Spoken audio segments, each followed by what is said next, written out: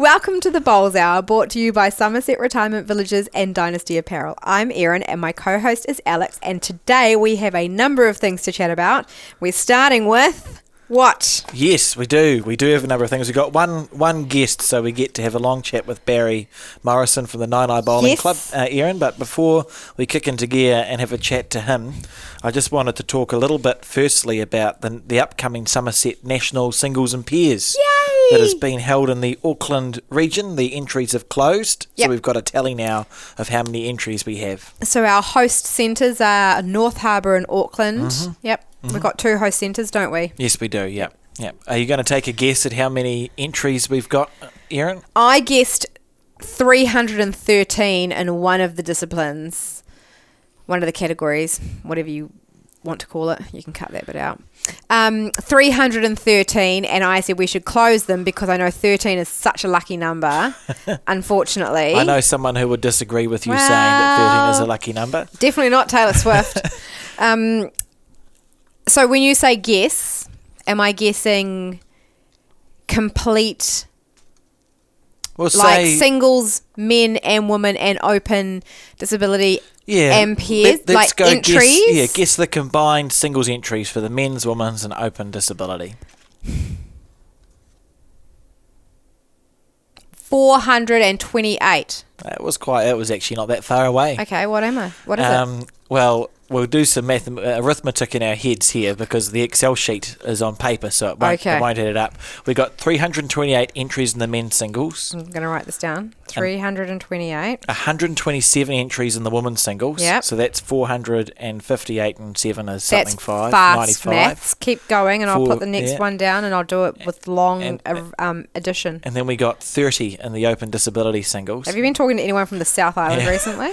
It sounds like it. So I think it'll be something like 520 something.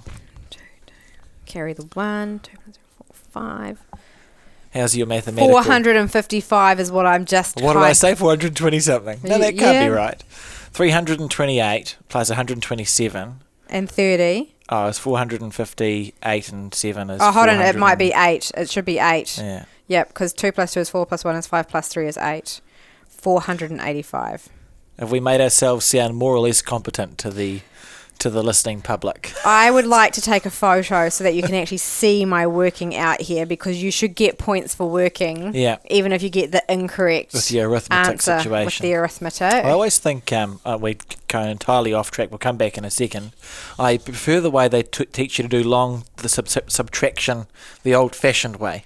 Where you if it's too small, you make it a 10 and take one off. That's the easier way to do it, because when I went through school, they tried to teach me some other way, and it used to confuse me. And my mother said, this is how you do it, and that's how you do it. But there is another way? It is. Apparently it has less writing. That's ridiculous. Involved, but it requires more. It just confuses me. Anyway, my point is we've had 485 entries. And isn't that brilliant? 485 entries in the singles as a combined thing. Yep. We're very pleased. So to give you some context, the last time the Nationals was held in Auckland, we had pretty much exactly the same number of entries in all the disciplines. We've got slightly less in the men's and slightly more in the women's by about 7 or 8. Mm-hmm. Compared to last year in Canterbury, we've got about 40 more entries, or just about 50 more entries in the men's singles, and the women's singles we've got 17 more entries. And the open disability, which is a new category, has 30 entries, and the last 2 years we had 31 and 39 in the combined B1 to B8 singles that we had. So we've had a very similar number of entries sort of all the way through, which is really pleasing. Mm-hmm. It is good. And looking forward to the event. There's a meeting. Sorry, Canterbury. Auckland beat you. Yeah. Nice for the North Island to have a win, to be honest, after the North-South, which we didn't. Essentially it's looking really good on the entry numbers. We're having a chat in the next couple of days to finalise where all the sections will be. Yep. So about a few weeks ago, Chris Lander, Steve Beale and a representative from the Bowls New Zealand Greenkeepers Association sort of tootled around the Auckland North Harbour area and went through all the clubs and made a judgment call as to how good or how well their greens were playing and how well they thought they'd be playing by the Nationals. So we've got a list of greens and how well they're going, and we'll sort of compare and contrast that to the clubs that are available to use. And in the not too distant future, we should be seeing a draw released with the sections and where people are playing. So it's exciting times, Erin. Now that information we'll obviously put up in on our website, in our social channels and stuff like that. So keep an eye on the online environment.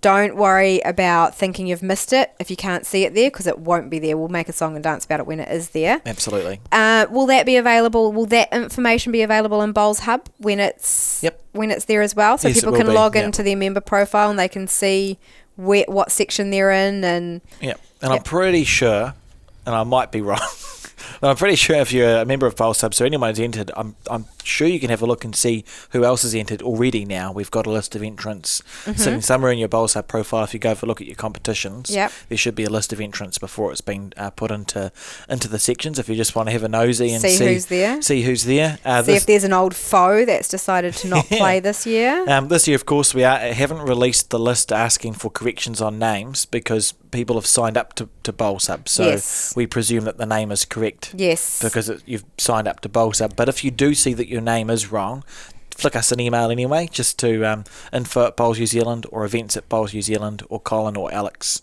any of the above, and we can fix that up for you, no worries. But also, because you are a complete owner of your Bowls Hub profile, you could log in and just update it yourself. We'll pretty see. simple. So I think it's things such as, typos do happen, but if you are a James Smith, but you do prefer to be called Jimmy, you can change that at your end as well. Like, it is, when you do sign up to things, sometimes you think I need to do it correctly and my name on my passport or, documents like that to make it quite formal. But if there is a name that you are more commonly known as and you're more comfortable with, then go ahead and change it in there as well, I say. But that's okay, because I'm about to move on from this place. So everyone will be like, who said this? Fair enough. And we've got, just for anyone listening, the pairs, there's 205 entries in the men's pairs and 205 entries in the men's pairs and 88 in the women's and 14 in the open disability. So really pleasing entry numbers all round for the Summerset Nationals coming up, and nice to see that. So we're grateful to have that support from our community, choosing to spend that week with us just after Christmas in January in Auckland, Erin. Yeah, and let's hope for some good weather. Well, last time we had a Nationals in Auckland, it was the first time I'd been involved at a Nationals at a more operational level. I'd watched and helped with some data entry, but I was more in the chat room. And Helen Stallard, who used to sort of do that role, told me that she'd never had it rain more than like a day in the time that she I remember run this. Nationals. And that gave it never rains at Nationals. Helen, if you're listening, it never rains at Nationals. It gave me an air of false confidence. I walked into that and I thought, well, Helen said it's never going to rain.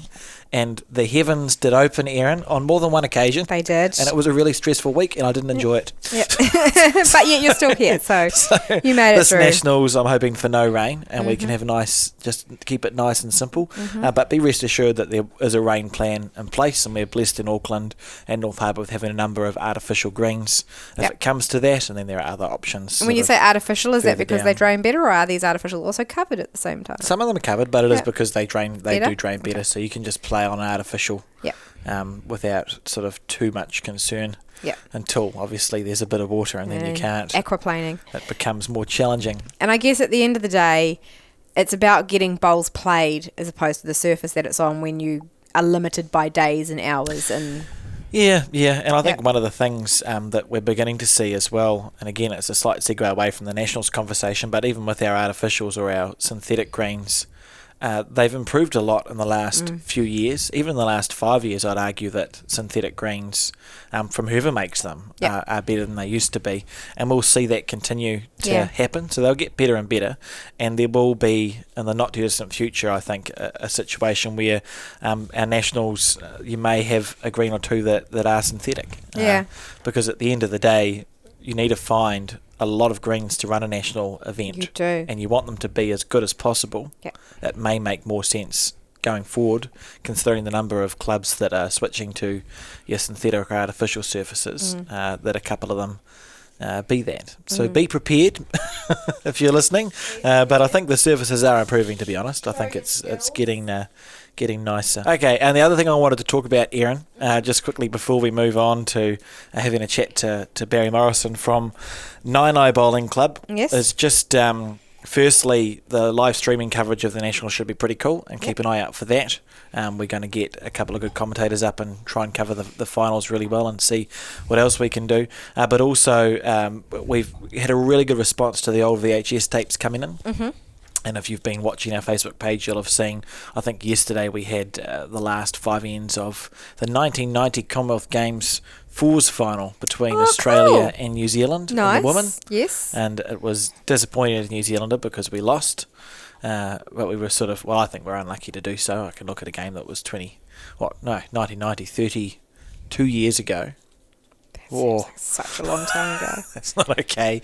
And think that we were a bit unlucky to lose that. But yeah, just keep them coming in. Flick me a message at alex@bowlsnewzealand.co.nz if you've got any VHS tapes of bowls, indoor or outdoor, that you're obviously not using and want to be digitised. I can digitise them, and we'll put them into our digital archive of bits and pieces for people to check out going forward. I think that's all I wanted to talk about in this section, Erin. Yeah. Do you want to talk us on to who we're talking to next? Nah. Oh. We're not going to call Barry. I'm deciding that we're just going to Well, it's a very short podcast then. Thank you for that, Alex. That's good to hear. So like Alex said, if you've got any old VHSs floating around and you're not sure what's on them or you're not sure how to turn them into digital pieces, send them his way, because he loves that. Do outdoor bowls first, people, because he'll get distracted with his indoors, and we need him working doing outdoor stuff first. That's fair, yeah. Yep.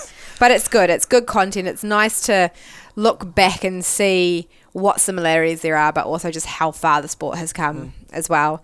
And on that note, talking about looking back and going for a walk down memory lane, we're going to be talking to Barry Morrison, who was originally a bowling club manager and went off and did something else, didn't he? And now he's back at Naenae, so we'll be talking to Barry Morrison, Naenae Bowling Club manager, here on the Bowls Hour.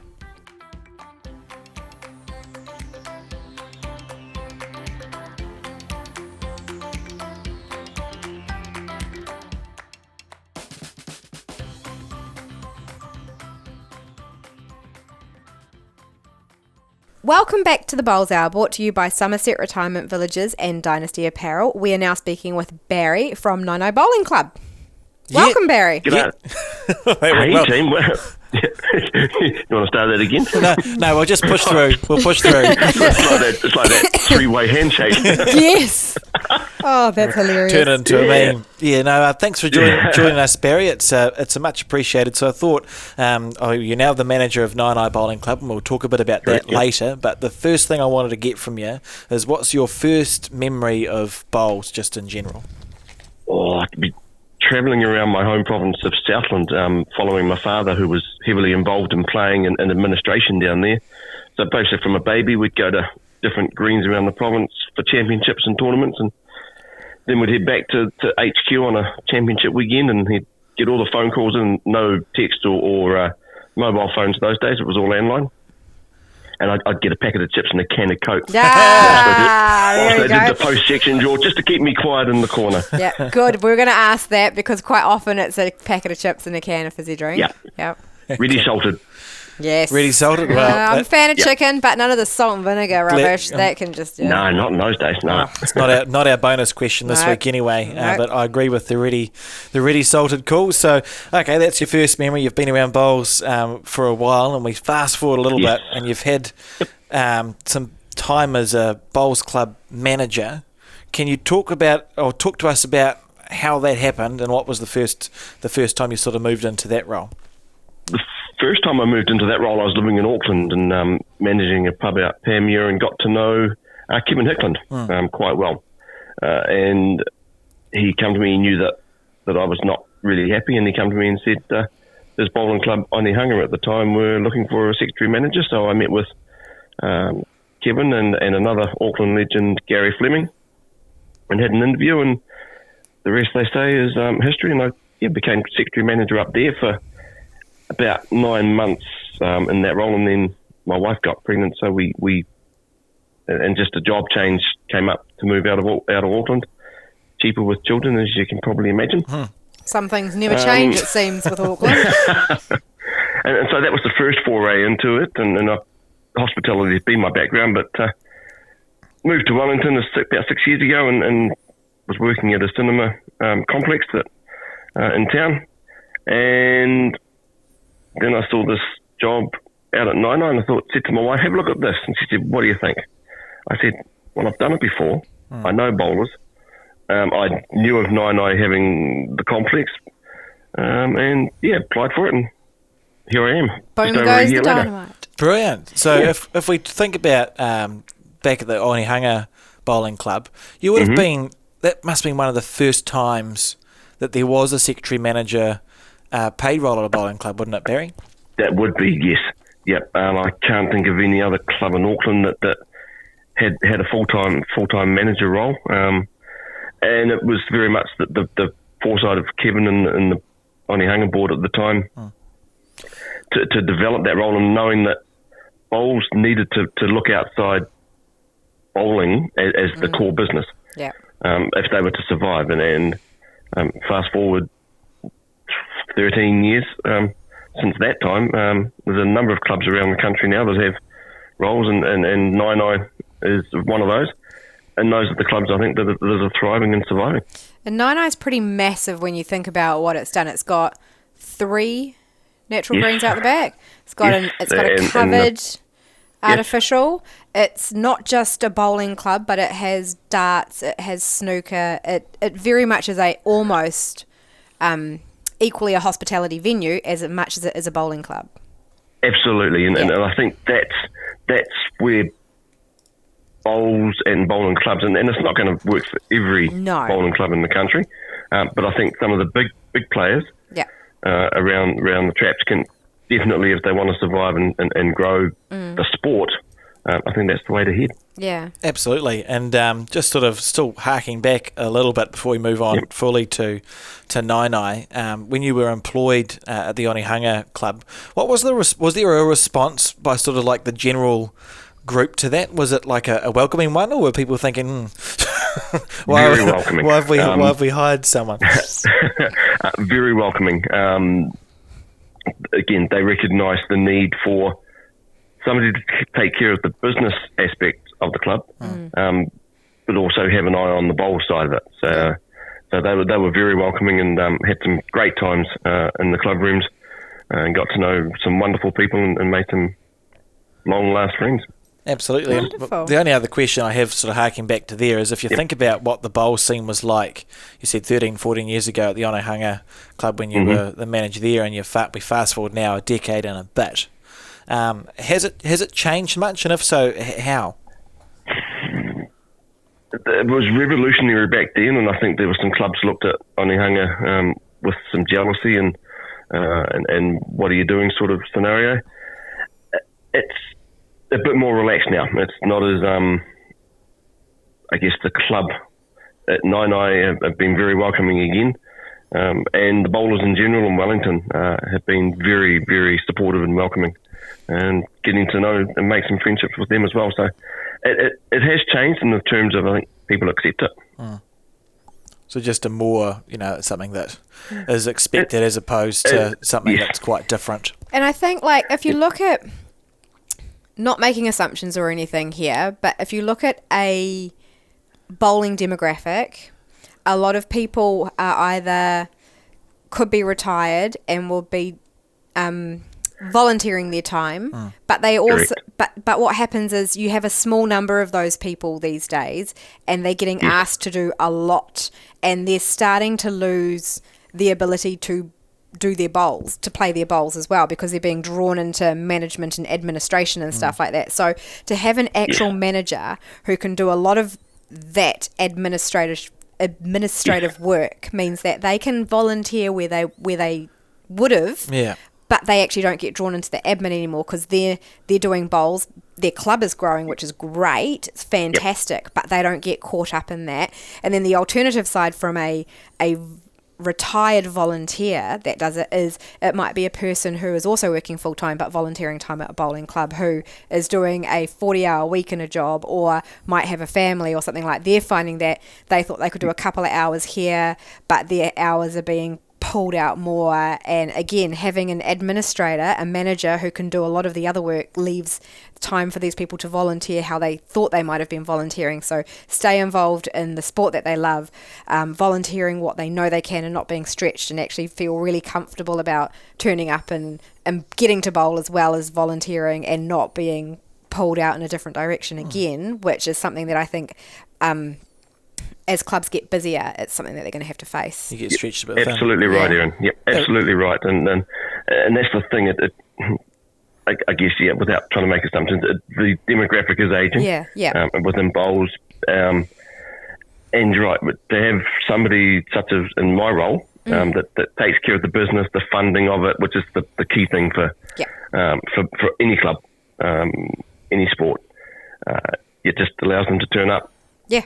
As you say, volunteer where they want to or feel comfortable doing, and they don't have to go hand in cap trying to find sponsorship or funding. They don't have to fill out an intricate 10-page grant application to show how it's been spent, but they've got no problem making sure that the coffee is on the coffee trolley and the milk is there as well for the game when it starts in the weekend and stuff like that. Yeah. Absolutely right, Erin. Yeah. Well done. Erin didn't even write that down. It was just off the top of her head. I've learnt some things. I have learnt some things in my time here. That's great. Okay, so the Naenae Bowling Club, Barry, we've already heard Erin tell us that it's got 3 greens and artificial, but could you talk to us a bit more about, what is the Naenae Bowling Club? What's encompassed in your facility? So it's a merger of 2 clubs back in the day, back in 2017 or 16, I guess, go back. The Naenae Bowling Club was actually in more closer to Central Lower Hutt, behind the hospital. The lease on those facilities, I believe, were coming up. The council wanted the land, so they got together with Park Avenue Bowling Club, which is the existing site where we are now, where the membership was dwindling. And they said, let's merge the 2 clubs. We'll build you an outstanding facility. We'll make it a community hub. So it's a council-owned building, and we pay a significant fee to the council per year for 3 outdoor greens, the 1 indoor cover green. It's a fully serviced bar. We're open 364 days. Christmas Day is the only day that I won't open. I think that's an important day to spend at home. That's fair enough. And the scary thing is, I think there would probably be a demand if we did open, but no, we close Christmas Day.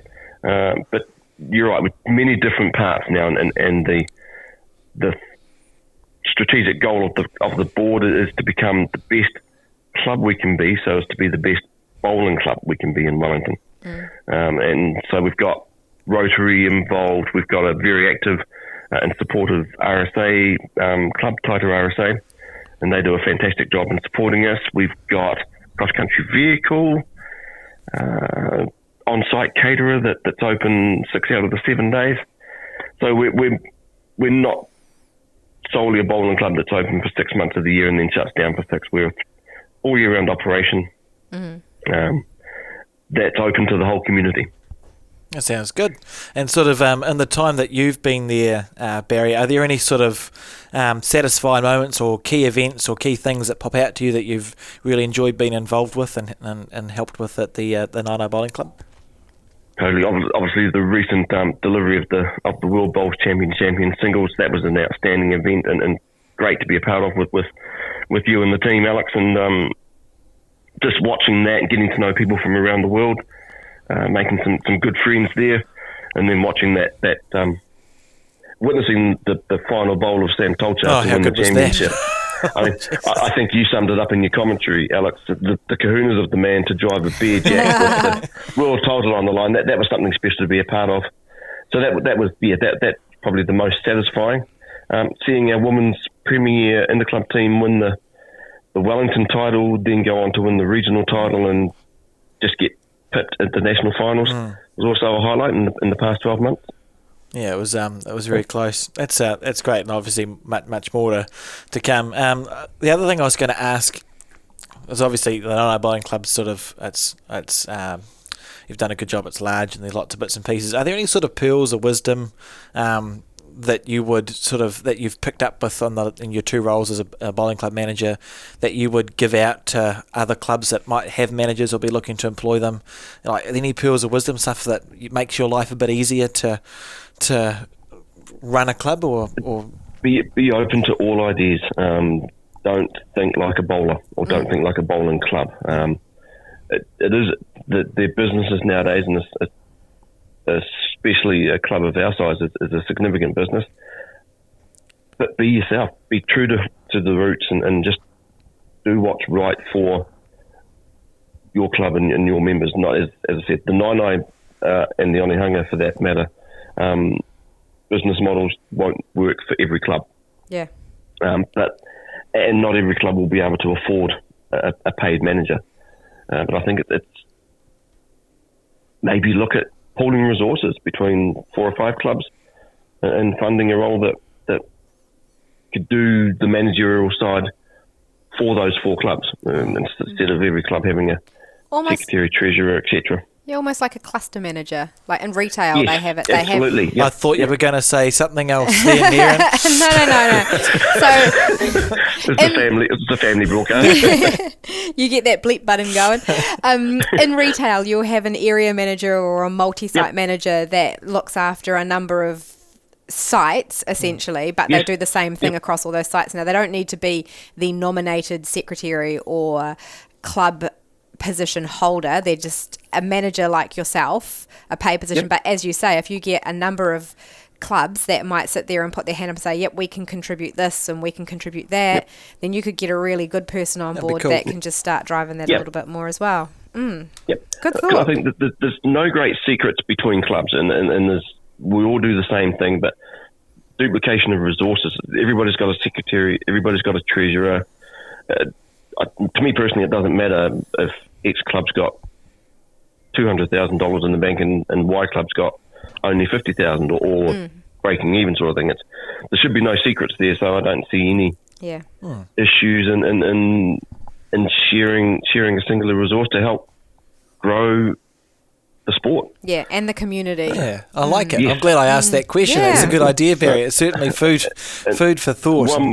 One more pearl of wisdom, I think, is for clubs to not necessarily try and actively recruit bowlers. The bowling resource pool is finite. There's so many bowlers around, so you're just going to move resources. But I think it's try to attract members that will mix with the bowlers. They'll see the game being played, and they'll have a go, and they'll think, you know what, this is actually pretty fun. I'm going to give it up. I'm going to take it up. So that's one of the things I've told the board is not my job to recruit bowling members.